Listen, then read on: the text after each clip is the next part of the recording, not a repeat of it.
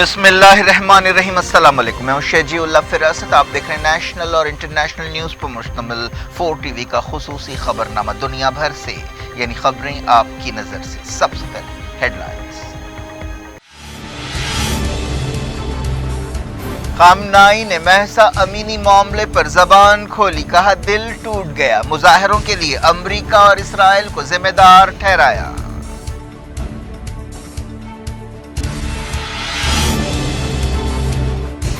Iran के कई शहरों में एहतजाज, तेहरान की यूनिवर्सिटी में झड़पें, कई गिरफ्तार।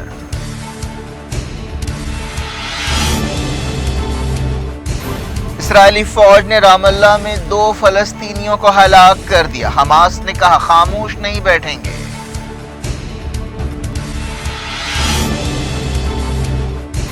यमन जंग बंदी खत्म, हूसियों ने ऑयल कंपनियों से कहा सऊदी अरब और यूएई छोड़ दें।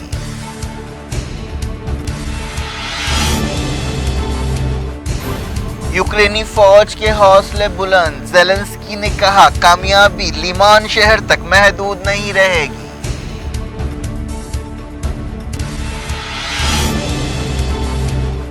ब्राजील के सदारती इलेक्शन में सख्त मुकाबला, लेफ्ट एंड राइट लीडर्स में दूसरा दौर होगा।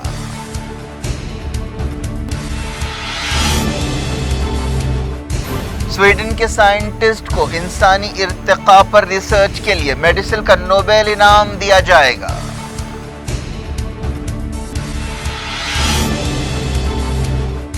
तेलंगाना के मुनगोड़ में 3 नवंबर को बाई इलेक्शन होगा। 6 रियासतों की 7 सीटों के लिए शेड्यूल जारी।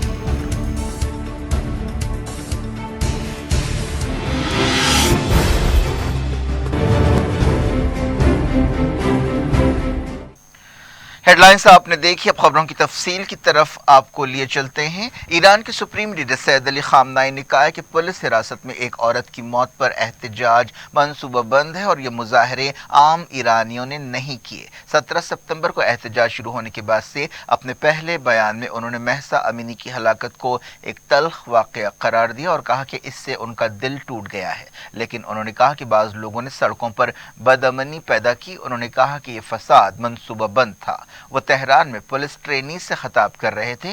उन्होंने कहा कि इन फसादात के पीछे अमेरिका और इसराइल और उनके टट्टुओं का हाथ है। उन्होंने कहा कि इस तरह की कार्रवाइयाँ नॉर्मल नहीं हैं, ये गैर फितरी हैं। उन्होंने हिफाजती दस्तों की तायद करते हुए कहा कि एहतजाज के दौरान उनके साथ नाइंसाफी हुई है। खामनाई ने कहा कि असल मसला एक मजबूत और आज़ाद ईरान और उसकी तरक्की है। ईरानी कौम हालिया बरसों में काफ़ी मजबूत बनकर उभरी है। उन्होंने अमेरिका और इसराइल पर उंगली उठाते हुए ये बात कही। खामनाई ने महलूक लड़की के लिए अमेरिका के इजहार अफसोस को एक दिखावा करार दिया।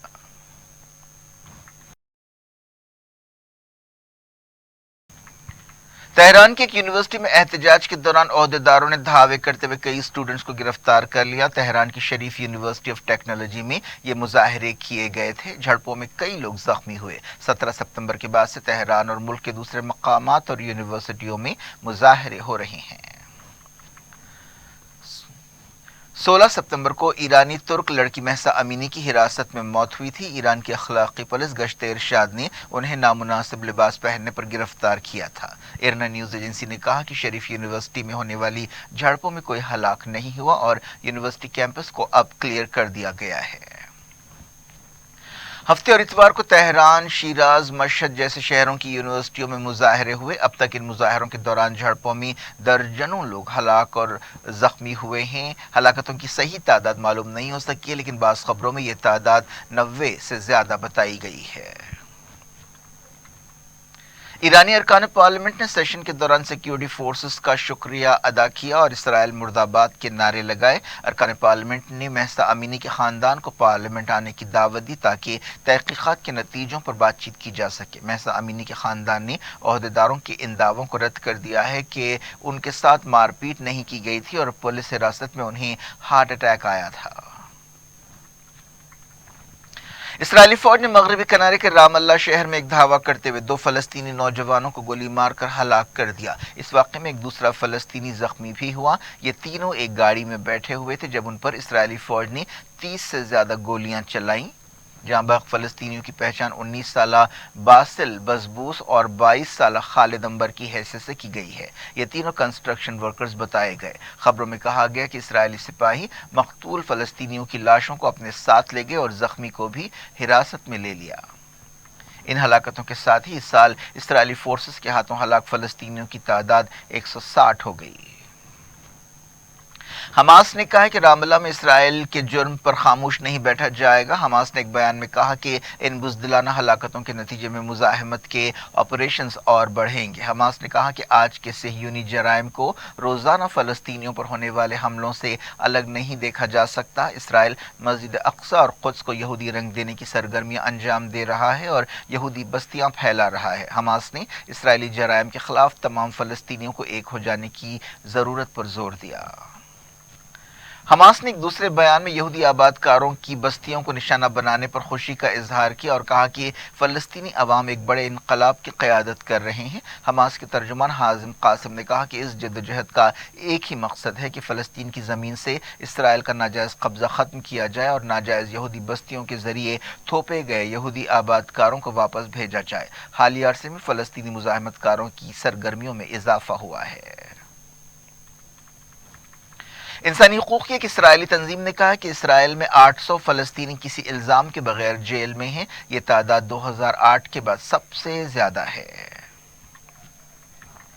یمن جنگ بندی ختم ہو گئی ہے۔ جنگ بندی کی مدت ختم ہونے کے بعد یمن کے حوثیوں نے کہا کہ آئل کمپنیوں کو چاہیے کہ وہ سعودی عرب اور یو اے ای فوری چھوڑ دیں، کیونکہ جب تک سعودی عرب اور اس کے اتحادی مناسب جنگ بندی پر عمل نہیں کرتے انہیں نشانہ بنایا جاتا رہے گا۔ حوثی فوج کے ترجمان بریگیڈیئر جنرل یحییٰ ساری نے کہا کہ یمن کے سپاہی آئل کمپنیوں کو تیزی سے امارات اور سعودی عرب سے باہر نکلنے کا موقع دے رہے ہیں۔ یمن جنگ 2015 سے جاری ہے۔ سعودی عرب نے ہادی حکومت بحال کرنے کے نام پر یہ جنگ شروع کی تھی۔ یونائیٹڈ نیشنز کی کوششوں سے اپریل کے مہینے میں جنگ بندی ہوئی تھی۔ 2 مرتبہ اس جنگ بندی کی مدت بڑھائی گئی، لیکن اتوار کو جنگ بندی کی مدت ختم ہو گئی۔ یونائیٹڈ نیشنز کے نمائندے ہانس گرینبرگ نے یہ بات مانی کہ جنگ بندی کی مدت بڑھانے کی کوششیں ناکام ہو گئی ہیں۔ یونائیٹڈ نیشنز کے نمائندے نے اس بات پر افسوس کا اظہار کیا کہ آج کوئی سمجھوتا نہیں ہو سکا۔ یوکرین کی فوج نے لیمان شہر میں کامیابیاں حاصل کی ہیں، جس کے بعد فوج کے حوصلے کافی بلند ہیں۔ ڈونیٹسک علاقے کے اس شہر لیمان میں یوکرینی فوج کی کامیابی ایک اہم واقعہ ہے۔ اس شہر پر رشین فوج نے قبضہ کر لیا تھا۔ اس دوران زپوریزھیا ٹاؤن میں رشیا کی تازہ شیلنگ میں 2 لوگ مارے گئے۔ کیو نے یہ بات بتائی۔ ایک رپورٹ میں کہا گیا کہ رشیا کے ہزاروں ریزرو سپاہیوں کو انفٹ قرار دے کر گھر واپس بھیج دیا گیا ہے۔ صدر ولادیمیر پوٹن نے حال ہی میں 3 لاکھ ریزرو سپاہیوں کو طلب کیا تھا۔ یہ دوسری عالمی جنگ کے بعد سب سے بڑی طلبی ہے۔ یوکرین کے صدر وولودیمیر زیلنسکی نے کہا کہ لیمان شہر میں فوجی کامیابی صرف لیمان شہر تک محدود نہیں رہے گی۔ زیلنسکی نے قوم سے خطاب کرتے ہوئے کہا کہ ڈونیٹسک علاقے میں لیمان کی آزادی کی داستان میڈیا میں چھائی ہوئی ہے، لیکن ہمارے سپاہیوں کی یہ کامیابی صرف لیمان تک محدود نہیں رہے گی۔ مغربی ملکوں نے رشیا کے خلاف نئی پابندیاں لگائی ہیں اور کہا ہے کہ وہ یوکرین کے بعض علاقوں پر رشیا کی عملداری کو تسلیم نہیں کریں گے۔ حال ہی میں رشیا نے ریفرینڈم کے بعد 4 علاقوں کو رشیا میں شامل کر لیا تھا۔ نیٹو کے 9 ملکوں کے لیڈرز نے اس دوران ایک بیان جاری کرتے ہوئے فوجی اتحاد میں یوکرین کو فوری شامل کرنے کی تائید کی، اور انہوں نے کہا کہ یوکرین کو اور زیادہ فوجی مدد دینی چاہیے۔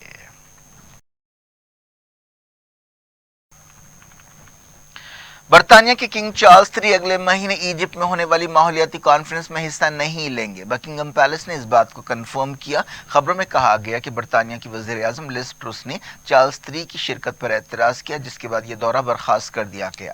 چارلس III ماحولیاتی کاز سے لمبے عرصے سے جڑے ہوئے ہیں۔ برطانیہ کے نئے بادشاہ نے پچھلے مہینے اپنی ماں کوئین ایلزابتھ II کی جگہ لی تھی۔ برطانیہ نے پچھلے سال گلاسگو میں ماحولیاتی کانفرنس کی میزبانی کی تھی، جس سے چارلس اور ان کی ماں کوئین ایلزابتھ نے خطاب کیا تھا۔ برازیل میں صدارتی الیکشن کا دوسرا مرحلہ ہوگا۔ ان الیکشن میں اعتدال پسند یا لیفٹ لیڈر لولا ڈا سلوا کا مقابلہ کٹر خیالات رکھنے والے موجودہ صدر جیئر بولسونارو سے ہے۔ تقریباً تمام ووٹوں کی گنتی مکمل ہو چکی ہے۔ لولا نے 48% ووٹ لیے اور بولسونارو نے 43% ووٹ حاصل کیے۔ یہ نتیجہ اوپینین پولز کے اندازوں سے کہیں زیادہ سخت ہے۔ لولا 50% ووٹ حاصل کرنے میں ناکام رہے، اس وجہ سے دوسرے مرحلے کی ضرورت پیش آئی۔ اب ووٹرز کے پاس 4 ہفتوں کا وقت ہے جس میں وہ فیصلہ کریں گے کہ برازیل پر کون حکومت کرے گا۔ پاکستان میں اسلام آباد ہائی کورٹ نے عمران خان کی معافی کو قبول کر لیا ہے اور ان کے خلاف توہین عدالت کی کارروائی ختم کر دی ہے۔ عمران خان نے پچھلے دنوں ایک ریلی کے دوران ایک خاتون جج اور پولیس کے خلاف سخت زبان استعمال کی تھی، جس پر ان کے خلاف دہشت گردی اور توہین عدالت کے کیسز درج کیے گئے تھے۔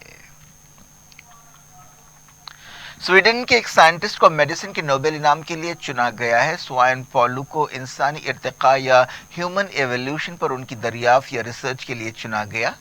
یہ نوبل انعام 10 ملین سویڈش کراؤنز پر مشتمل ہے۔ یہ رقم $9 لاکھ سے زیادہ ہوتی ہے۔ ایران کی ماہان ایئر کی ایک فلائٹ نے ایمرجنسی حالات میں 40 منٹ انڈیا کی ہوائی حدود میں گزارے۔ یہ فلائٹ تہران سے چائنا کے شہر گوانزو کے لیے روانہ ہوئی تھی۔ اس فلائٹ کو بم سے اڑانے کی دھمکی دی گئی اور بعد میں یہ دھمکی جھوٹی ثابت ہوئی۔ ماہان ایئر نے ایک بیان میں کہا کہ اس دھمکی کی وجہ سے انڈیا سے اڑان بھرتے ہوئے ایمرجنسی لینڈنگ کی درخواست کی گئی۔ بیان میں کہا گیا کہ پائلٹ کو جیسے ہی اس تعلق سے معلوم ہوا، انہوں نے کنٹرول سینٹر کو صورتحال سے واقف کرایا اور بعد میں معلوم ہوا کہ یہ جھوٹی دھمکی تھی۔ اس دوران ایئر فورس نے بتایا کہ ماہان ایئر کی فلائٹ کو انڈیا میں اترنے کے لیے 2 آپشنز دیے گئے، لیکن اس نے قبول نہیں کیا اور اپنا سفر جاری رکھا۔ تلنگانہ کے اسمبلی حلقے منگوڑ میں بائی الیکشن 3 نومبر کو ہوگا۔ الیکشن کمیشن نے 6 ریاستوں میں 7 اسمبلی سیٹوں کے لیے بائی الیکشن کی تاریخوں کا اعلان کر دیا ہے۔ جن اسمبلی حلقوں میں ووٹنگ ہوگی ان میں بہار کے 2، مہاراشٹر، اتر پردیش، ہریانہ، تلنگانہ اور اڑیسہ کا ایک حلقہ شامل ہے۔ نوٹیفیکیشن 7 اکتوبر کو جاری کیا جائے گا۔ ووٹنگ اگلے مہینے کی 3 تاریخ کو ہوگی، جبکہ 6 نومبر کو گنتی ہوگی۔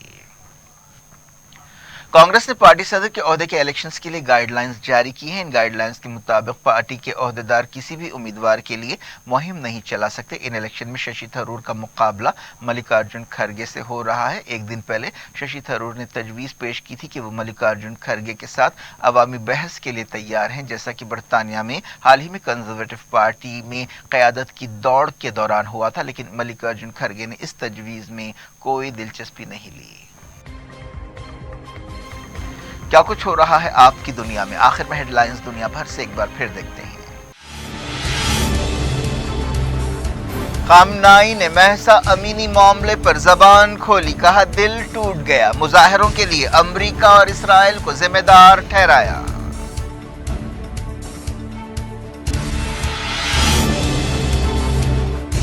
ایران کے کئی شہروں میں احتجاج، تہران کی یونیورسٹی میں جھڑپیں، کئی گرفتار۔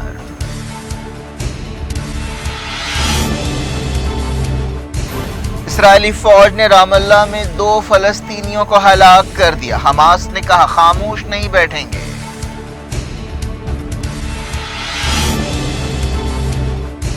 یمن جنگ بندی ختم، حوثیوں نے آئل کمپنیوں سے کہا سعودی عرب اور UAE چھوڑ دیں۔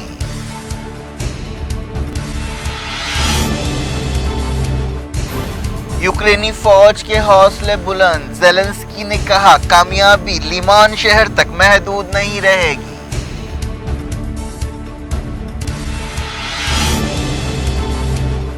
برازیل کے صدارتی الیکشن میں سخت مقابلہ، لیفٹ اینڈ رائٹ لیڈرز میں دوسرا دور ہوگا۔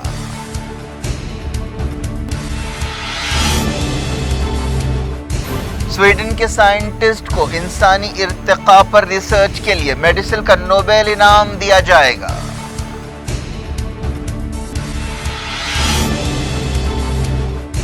تلنگانہ کے منگوڑ میں 3 نومبر کو بائی الیکشن ہوگا۔ 6 ریاستوں کی 7 سیٹوں کے لیے شیڈیول جاری۔